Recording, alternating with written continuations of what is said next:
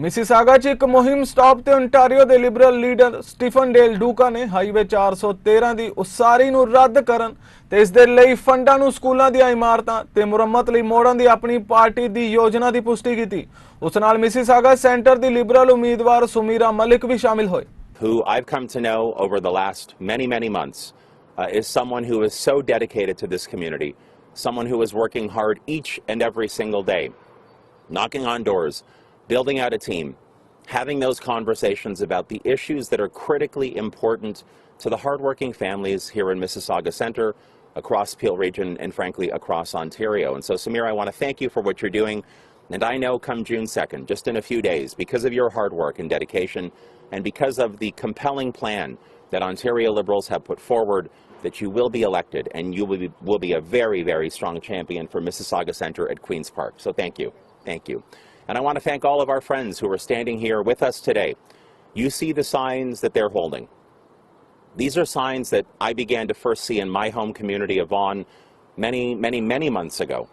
And I've actually seen these signs pop up in my touring across many parts of Ontario, because there is a clear understanding from people across this province, not just in the GTHA, that the decision that Doug Ford is obsessed with to try to proceed with a $10 billion highway called the 413, despite the fact that all of the independent analysis shows that it will cost billions of dollars, as I said, that it will take so many years to build, that it will destroy parts of the Greenbelt, wetlands and farmland. It'll put even more of our species that are already at risk further into risk. And here's the worst part of it all. The worst part of it all is the independent study, the independent analysis that I commissioned when I was Minister of Transportation on this very highway, came back with a unanimous recommendation for the government to not proceed. And here's why. The recommendation unanimously, again, was don't proceed with this because if built, it will only save a small handful of commuters mere seconds on their daily commute. And we also know, in particular in the midst of an affordability crisis, where families here in Mississauga and beyond are feeling a real crunch because the cost of everything has skyrocketed out of control over the last 4 years under Doug Ford's watch.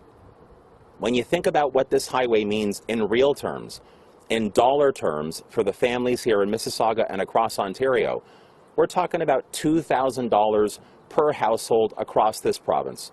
For households here in Mississauga, households across the GTHA who will not get any congestion relief from this highway, as I talked about just a second ago, it will only save mere seconds on daily commutes in 10+ years when it might be built.